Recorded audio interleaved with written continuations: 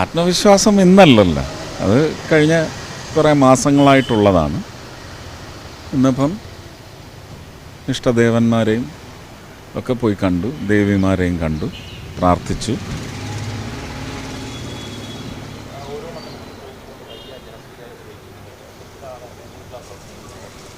അത് തന്നെ തുടരും.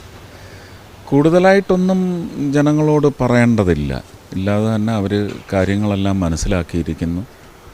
വ്യക്തമായിട്ട് രാഷ്ട്രീയ അവസ്ഥയും ഇന്നത്തെ അവരുടെ ജീവിതത്തിൻ്റെ അവസ്ഥയും എല്ലാം അവർ നല്ലതുപോലെ, എനിക്ക് തോന്നുന്നു നല്ല ഒരു അപഗ്രഥനം നടക്കും വോട്ടിന് മുമ്പ്.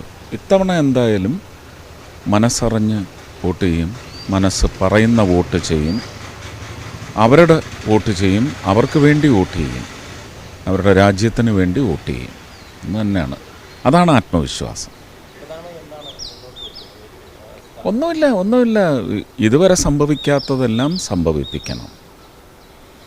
ഇതുവരെ അവർക്ക് ഇങ്ങനെ ഒരു പോസ്റ്റിങ്ങിലൂടെ, അവർ പോസ്റ്റ് ചെയ്യുന്നതാണല്ലോ ഒരാൾ, സംഭവിക്കാത്ത നന്മ, ആ നന്മയെല്ലാം സംഭവിപ്പിക്കണം.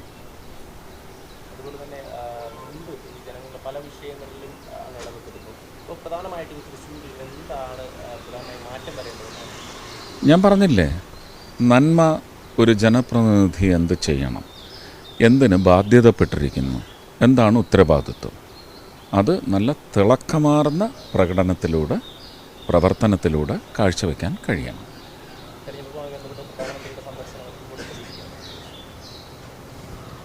ഈ കരുവന്നൂർ കേസിൽ CPM നേതാക്കളെ വീണ്ടും വിളിപ്പിച്ചിരിക്കുകയാണ്. MM വർഗീസിനെ വീണ്ടും 5-ാം തീയതി നോക്കുക. അല്ല, അതൊക്കെ EDയുടെ ജോലിയാണ്, എൻ്റെ ജോലിയോ അല്ലെങ്കിൽ എൻ്റെ സർക്കാരിൻ്റെയോ ജോലിയല്ല. അതൊക്കെ ഡിപ്പാർട്ട്മെൻറ്റൽ ആക്ടിവിറ്റീസാണ്, ആക്ഷൻസാണ്. അത് കൃത്യമായിട്ട് അത് പാലിക്കേണ്ടവർക്കറിയാം, അത് പാലിക്കാൻ അത് അവർ കൃത്യസമയത്ത് അവർ ചെയ്തോളും. തെരഞ്ഞെടുപ്പ് കാലത്ത് ഇടിക്ക് രാഷ്ട്രീയ ദുരുദ്ദേശമെന്നാണ് CPMൻ്റെ പ്രതികരണം. CPMൻ്റെ അല്ലേ ഉള്ളൂ, നിങ്ങളുടെ ഉണ്ടോ?